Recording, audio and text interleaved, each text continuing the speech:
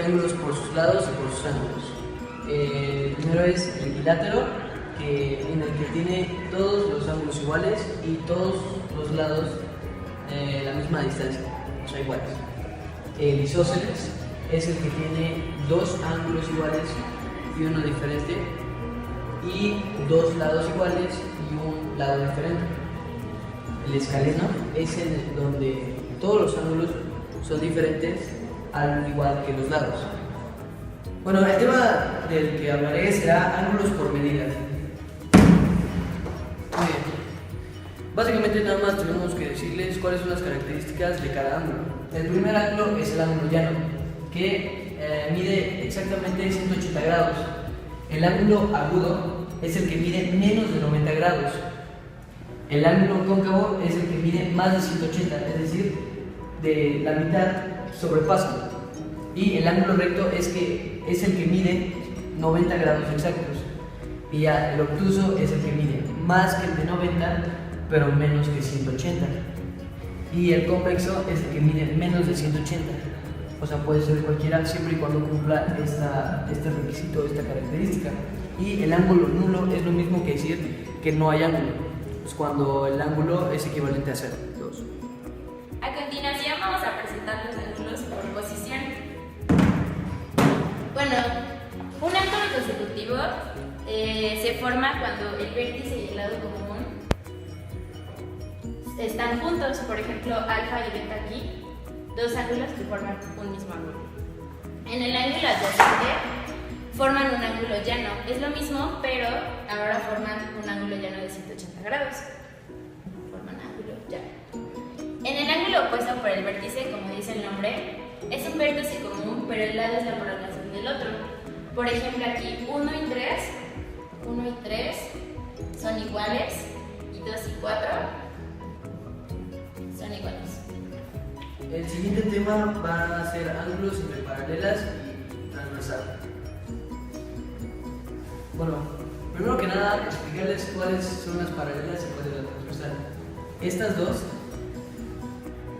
son las paralelas y esta que vemos aquí es la transversal. Muy bien. Los ángulos alternos externos son los que se encuentran afuera de la paralela. O sea, lo que son estos y este y este. ¿Y cuáles serían como ángulos similares a estos? Sería, en este caso, el B y el G y el A y el H.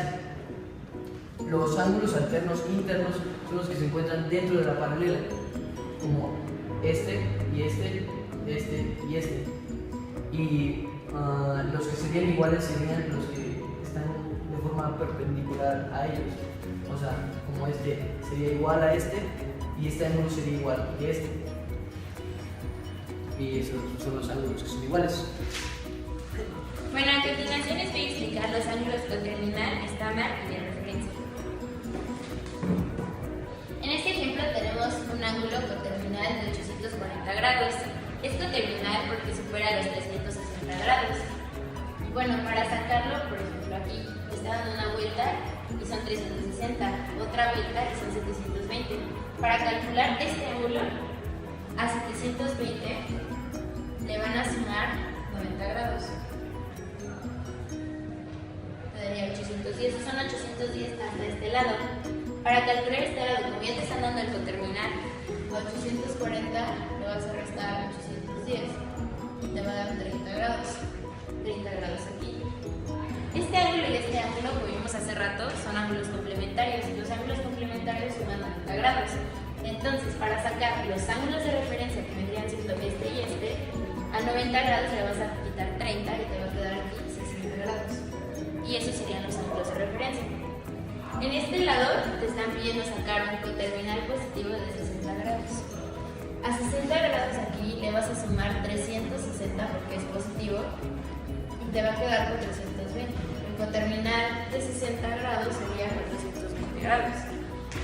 Aquí te están pidiendo sacar un coterminal negativo de 60 grados. Entonces a 60 grados le vas a restar 360 grados y te va a dar menos 300 grados, que vendría siendo el coterminal negativo de 60.